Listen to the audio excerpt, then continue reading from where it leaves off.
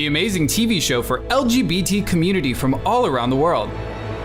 I'm from London, from England. I am from Hawaii. I'm originally from Dominican Republic. I'm from sunny South Africa. Sharing their journey of finding and identifying themselves. And it can get very, very sad and lonely. I got divorced. The first few years were really difficult. Sharing regrets and happiness, empathy, and the connection of LGBT community for equality and love. Come out, step into the light. Welcome to our show. Come out, step into the light. I'm Mington. And I'm Alushka.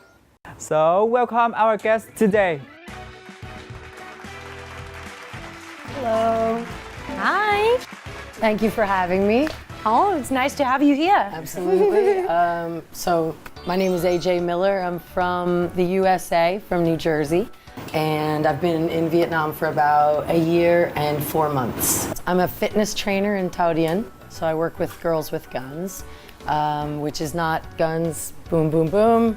It's guns. And the reason I came here is because my dad was a Vietnam War veteran. And when he died of leukemia, we got his memoirs, and I couldn't read them, so I moved to Vietnam.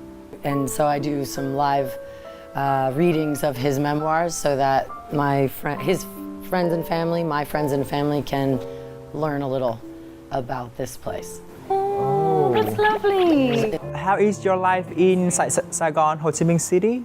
My life is amazing. Amazing.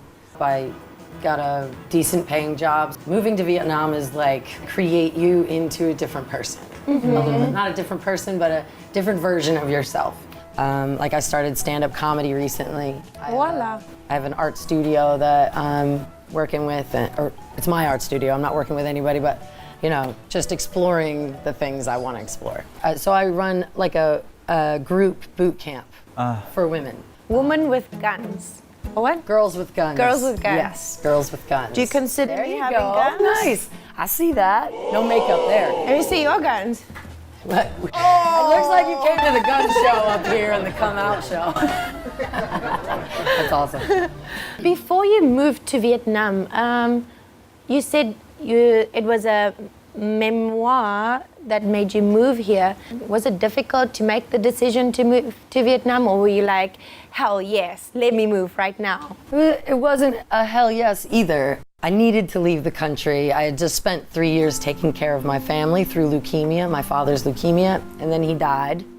And then another year and a half, so it was a total of 3 years of really just intensive, emotional, and I was drained and I was very depressed. So then when I got his memoirs, I already knew I wanted to leave the country, didn't know where I wanted to go. And I started reading about all these things that he had seen, he had done. It was just like, well, I've just learned a whole ton about Vietnam through my dad.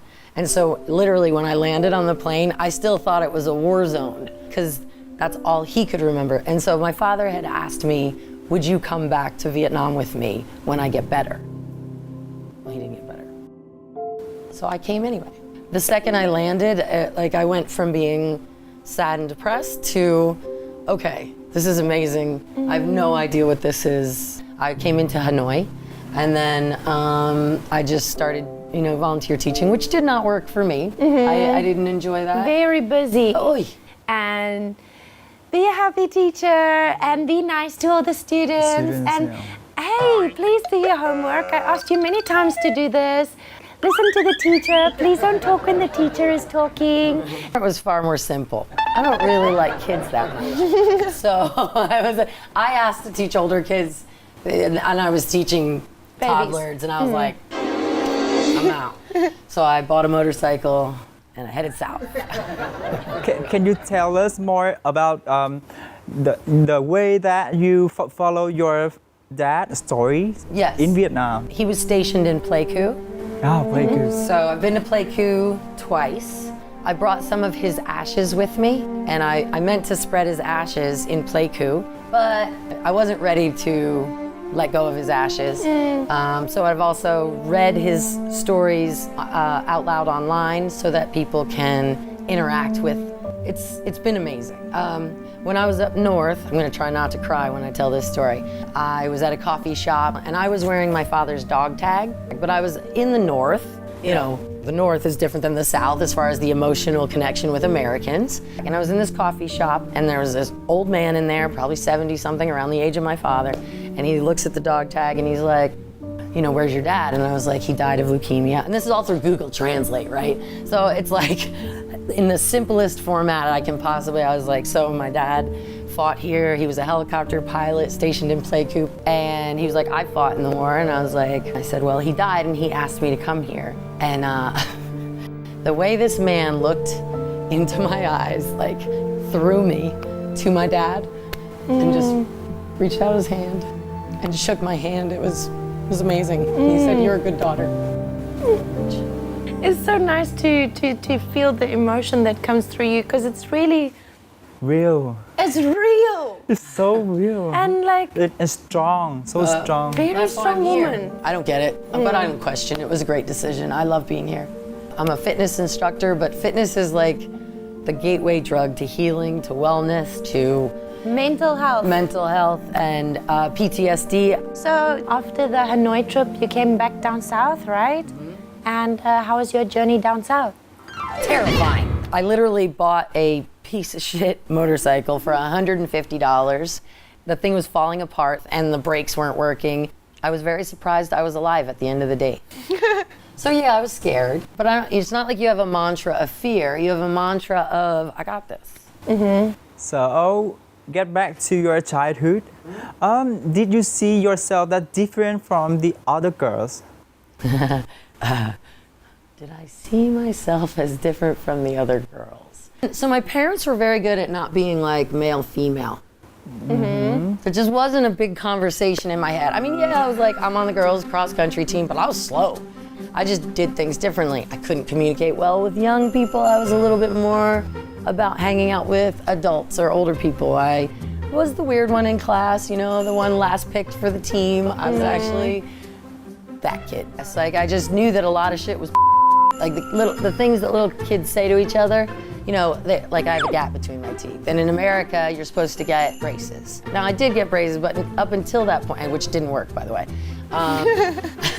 But like, you know, I got made fun of, you know, the gap between your teeth is so big, my mama could drive a pickup truck through there. I just knew it was okay. It was gonna be okay. So I never beat myself up for not being like everyone else. I mean, once in a while I'd come home and be like, Mom, it's not fair. And my mom would always be like, honey, life ain't fair. Get used to it. You know, she's just like. Tough love, right? Yeah. I mean, my parents were very like, I mean, this is the world you live in. It's gonna be okay. Oh, and like, did you have like any love relationships when you were in school? I mean, I might have in 5th grade or 4th grade. I think I dated a guy named Steve Rake, you know, and Steve Rake. Steve Rake. I know, right? And it's so funny. I just met him again a couple of years ago, and I was like, didn't we like go out in 3rd grade? And I can't remember what it was. He was like, no, it was 5th grade, and I was like, what? That was, you know, one of those. On the phone, oh, I'm gonna go date somebody else now. I was like, okay, see you at school tomorrow, you know. But I never actually dated anybody till after high school. The summer after high school, Wow. I ran into a childhood friend. Her name was Alexis. So my first relationship was with a woman, really. She went to college at Rutgers, and I didn't go to school because I was working. I was a construction. I mean, it's so bad. It's so cliche. It's ridiculous. It's like, you know, I'd go work in the dirt all day, and she's like, she's beautiful, you know. And I really loved how she would rub my hair with her long nails. That's what I really loved. We're still friends. She's now married to a man, has a baby boy, a young boy. And stuff. Okay. So you got your attraction, both men and Women. yeah. Yes. I'm both. what I call a people Men. person. I like people. Like I've lived in Vietnam. I've dated a beautiful French woman named Aurelia. And then Can you say her name again? Aurelia. Wow. Oh, really? And then Can you say that? Aurelia. Aurelia. Aurelia. Yes. Ooh, I It was like that name. Very pretty, and you know, she's a beautiful woman. And then before I came here, I dated my first woman since high school. So in between high school and 40 years old, I was only with men. And you know, and I was brought up in a very like, hey, what do you want to do with your life? That's on you. We're here to help. We're here to love. We're here to guide. But we're not. You know, my parents did nothing of boxing me into anything, which is probably why I have no money. But that's okay. You know what I mean? Like, I'm successful everywhere else. I just, thank you, Mom and Dad. Shout out to Mom and Dad. Good job. But it's mad when you don't have money. Right before my dad got sick, I was starting to get financially successful. I was running boot camps in Golden, Colorado. And right when I was about to go corporate, right when I was about to like start making the big bucks, I get the phone call from my brother. He's like, you know what's going on with Pubba? And I'm like, no, what do you mean? He's got cancer. And they said like 7 months. And I was like, what? And I was like, well, I gotta come home. So I quit my job, drove across country with my 2 best friends in the car. We had a huge party when I got there. My dad plays bass. Whenever I come home, we would put the band together. And then we would go to the open mics and we would just jam. We would just like play a lot of music. I'm sure music is such a healing thing for the soul, right? Going back to the hookups. The hookups. Get me back to the hookups. Well, like, first. I mean, because, some weird shit happened before it should have happened. So I'm not gonna lie. I really want people to know this. Like, you need to teach your daughters that older people are not in charge of you. My mom was a stripper. She was very good at being like, so darling, men are going to try to, and you have to decide if you want that to go down like that, because I'm not gonna be there to protect you. So I was very fortunate in that I was empowered very early. And then I think the first one I remember of a guy, like a normal, high school, we're both teenagers kind of a thing. And I'm like, and this guy's like, so, you wanna make out? And I'm like, I started laughing. This other time, I'm in a Jeep and my friend's hooking up on the front porch or something, and he's like, so, you wanna make out? And like, he had been ignoring me all night, and I was like, are you fucking kidding me, dude? No, I don't. I don't want to make out. Like, you have a strong personality. I can feel it about you. And your yes is your yes, and your no is your no. Hey, don't get me wrong, though. I have also been weak. You're young. You're going to be weak. You're going to suck some dick you don't mean to suck sometimes. What you say is absolutely true. Like my mother said, ain't nobody going to protect me better than me. So do you call yourself bisexual? No, I don't call myself, I call myself a people person. The straight world, the straight sexual mentality makes us believe we need to put a fucking label across our foreheads, say I'm gay. Then the next day I meet a man that I'm absolutely in, what, am I straight all of a sudden? Am I bi? No, I like who I like. Well, my parents like really were good at not like putting these boxes around me, so I never felt the need to define it. So, have you ever been in love, like truly deeply in love? Why are these questions so hard? You would think they like roll right off the tongue. The first, yes, I was. So in Texas, in my 20s. Texas. Oh, in Texas. Things get crazy in Texas. I actually fell in love with a very, very staunch, like beautiful human Christian. Can you tell us more about your experience when you in love with a girl? Yeah, let me go with V. So right before I came to Vietnam, I fell in love with a Thai-Italian. Thai-Italian, what's that? That's half Thai, half Italian. Italian. Ah, Thai-Italian. Ooh. Oh yeah. Wow. Okay. And I didn't see that one coming. I'm like, we're hanging out all the time. My best friend and she lived in the same house, so we ended up hanging out a lot together. And she's a lot younger than me. And she's a witch. And she's a witch. And she's a witch. A witch, like she's a very powerful human being. She's like a portal into other universes. V is, she does breath work. She's a spiritual counselor. She's just like a magical energy rich, like That's how you fell in love with her. Well, bitch wrapped her arms around me and I didn't know what to do with it. I was like, holy shit, what the hell? It was like power. It was like, I could feel like red ribbons going into my body. So what's your longest relationship? Was it with her? No, that was only 4 months. That was hot and and tough and... Emotionally up and down? Well, yeah, so we were both going through a lot, but also, I just have to say, I lost my girlfriend to aliens. You lost your girlfriend to alien. So I told you she's a spiritual counselor. She has a very strong relationship with aliens. And she was like, I need to focus my life there. And that's why, I mean, I also think it was just time for us to break up, but she left me for aliens. And I taught her how to drive. Imagine your boyfriend says, sorry, I'm leaving you for aliens. What is happening with the world? I'd actually want to meet her. You do want to meet her. Everybody meet her. wants to meet her. She's fucking amazing. So, Is she coming to Vietnam? I'm trying. But you asked what the longest relationship I was in. I was in a relationship with a man for 8 years. Also, phenomenal, gorgeous human being. And I think we put each other through a lot of stuff. You know, we had 2 dogs together. 2 dogs, that's important. Yeah. We had 2 dogs together. We did. And do you still have a good relationship with him? It's not an active relationship, but it is a loving, caring. You have a good relationship even after. I really like that about you. Every person that you have spoken about, you speak well about them. Do you mind telling us about your first sexual experience? I do not mind. I was living in Switzerland. I was an exchange student in Switzerland. So summer came and it was like the Independence Day. And so my friend Jurka was a shephherder on top of an Alp. We were all going up to party overnight. It was me and like 15 dudes. I'm the only one with iced tea. Everyone has beer, right? Okay. And we're climbing up and the sun is coming up behind the mountains. It's like silhouette and it's like gold. And everybody's having a good time and the sun's going down and it's like this. Like around, except for green. Green wasn't in there. But like all the way around in a 360-degree display of light. And that guy is there. My Rotary So host he's like an counselor, angel in the Alps. And I'm sitting right next Getting to him and I'm hot. like, why am I here with 15 dudes? This is a problem. And I'm a singer.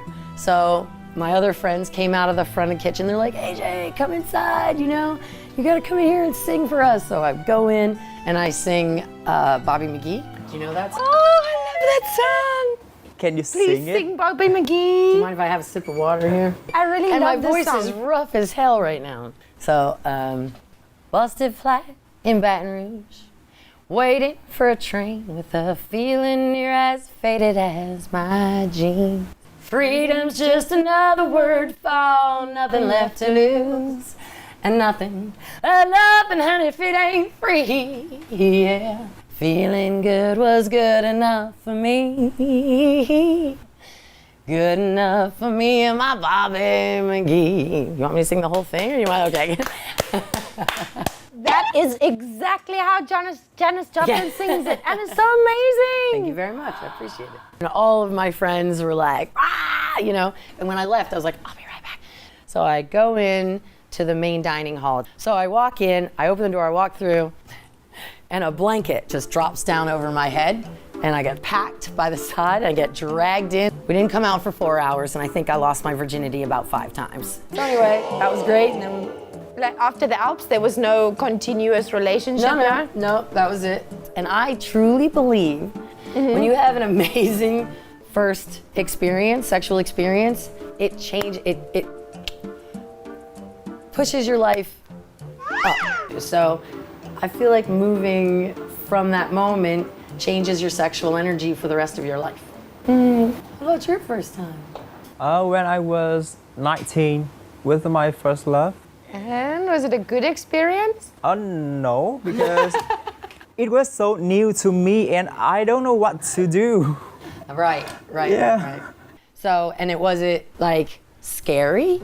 Not scary, quite interesting, but I don't know what to do and where to touch. The first time you or play, so- yeah, or- exactly. yeah. First time you're like, oh my God, what is this? What is that? A little bouncy, it's like, and then sometimes it like hits you funnily in the face, Like, what does it taste like? I don't know. Depends on his diet. I heard if you eat pineapple, it tastes nice. It's true. Did you have to come out with your family? I don't even know what that means. You know what? I don't think I told my parents about Alexis when I was in high school, but I was like, how do they not know? She spends the night here every night, and I had experiences with women along the way, but it never was important enough to be like, okay, I have to talk about this. And then by the time I'm 42, when I had my second female actual love, I just brought her home and said this. They were far more concerned by the fact that she was 22 than the fact that she was a woman. So no experience of coming out, right? No. If it's important to you, then you should come out for sure. Don't stay in the closet.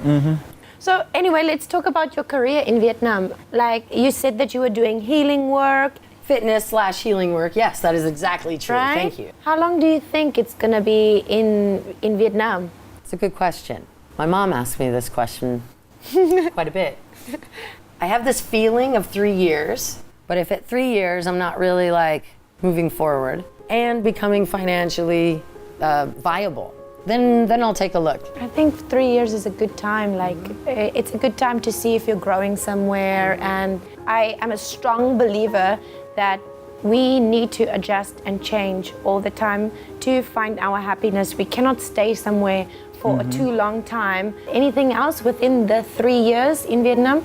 So I'm making t-shirts, things that... So I came up with a term called Vietnamese. There's a lot of different ways you can take the term. So Vietnamese is supposed to be humorous and loving, but also acknowledging of the cultural differences.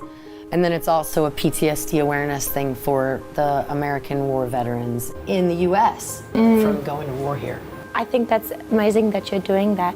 Do you have any message that you want to share to the LGBT community? Do what you need to do. If you feel like you need a label because that helps you become stronger, then do that. If you have to stay hidden in it for a while so that you can figure out your own self, stay hidden in it. Look for opportunities to express yourself and forgive the people who can't understand you. That's important, hey? Really, your parents love you, and the reason that some parents maybe, how dare you be gay? It's about them, it's not about you. And they love you. And no one ever taught them about this stuff. It's hard to break through those barriers. So you gotta be forgiving and soft. Okay, so it's time to Wrap it up. Now, give you a gift. Oh, wow, I get a gift? Yes. So there's a gift over here for you. Why, thank you. It's a pleasure. This has been amazing. This is really cool, what you're doing. And I really appreciate having the opportunity to talk about this stuff. So, and I could talk about this shit forever. So, thank you for the opportunity. I appreciate it. Thank you too. It was nice to meet you. Yep. Thanks for coming and share your story and inspire other people. Thank you. Hopefully. Okay, so check out our show on YouTube channel MCV Media and come out LGBT Vietnam every Saturday 8 a.m. Don't forget to like and subscribe our YouTube channels for more awesome videos. Now, goodbye and see you then.